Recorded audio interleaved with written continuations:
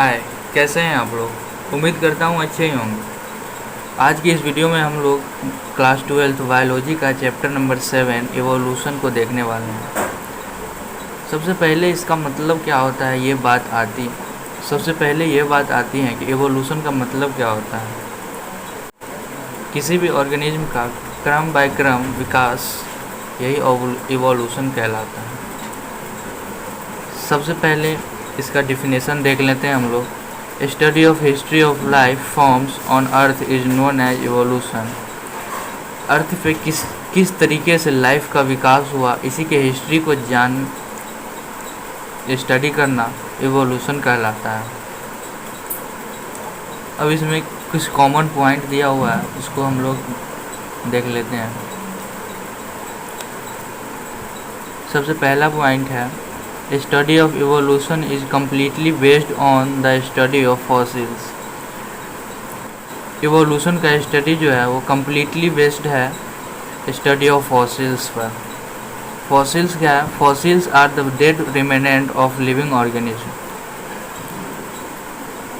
यानी कि किसी भी ऑर्गेनिज्म का डेड बॉडी या फिर उसका कुछ बचा हुआ ऑर्गेन, यही रिमेनेंट कहलाता है। और जो भी बायोलॉजिकल अवशेष बचता है वही फॉसिल्स कहलाता है। नेक्स्ट पॉइंट हम लोग देख लेते हैं। Study of fossils is known as palaeontology. Study of fossils is known as palaeontology, यानी कि फॉसिल्स का स्टडी करना, इसी को कहते हैं palaeontology. Person whose perform palaeontology are known as palaeontologist. जो भी व्यक्ति पैलियोंटोलॉजी के बारे में स्टडी करता है उसे पैलियोंटोलॉजिस्ट कहा जाता है।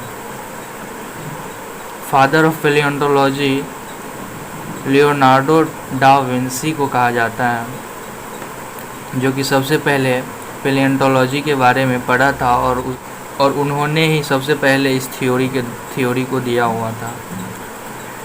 इंडियन फादर की बात करें, पैलियोंटोलॉजी के इंडियन फादर की बात करें तो वो बीरबल साहनी है।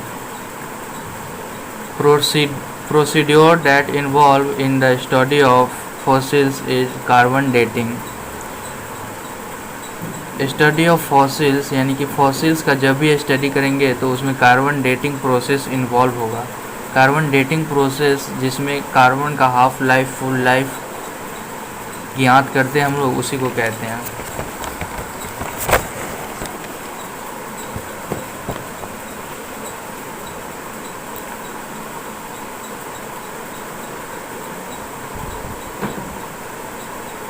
The complete study of evolution start from beginning of life, origin of life, formation of protocell।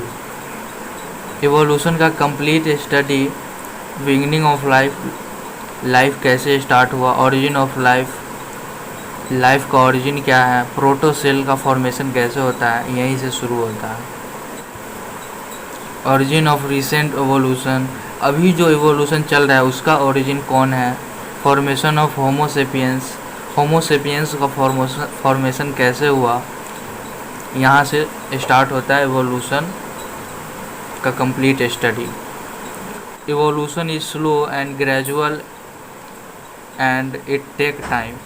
Evolution बहुत स्लो प्रोसेस है और ये प्रोसेस होने में बहुत ही ज़्यादा टाइम लगता है। There are no limitation at time scale for next evolution. अगले एवोल्यूशन को आने के लिए कितना टाइम लगेगा इसका कोई अंदाज़ा नहीं है अभी तक, यानी कि इसका जो है लिमिट नहीं है नेक्स्ट एवोल्यूशन कब होगा और कितने समय के बाद होगा। Evolution is generally progressive in nature.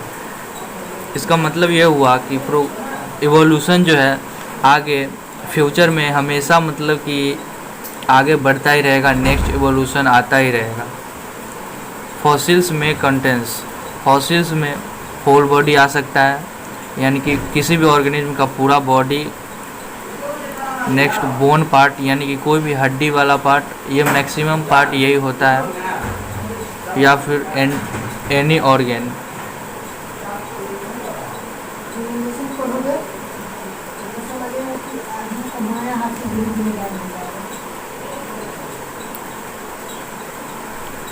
For the study about origin of life, there are many theories.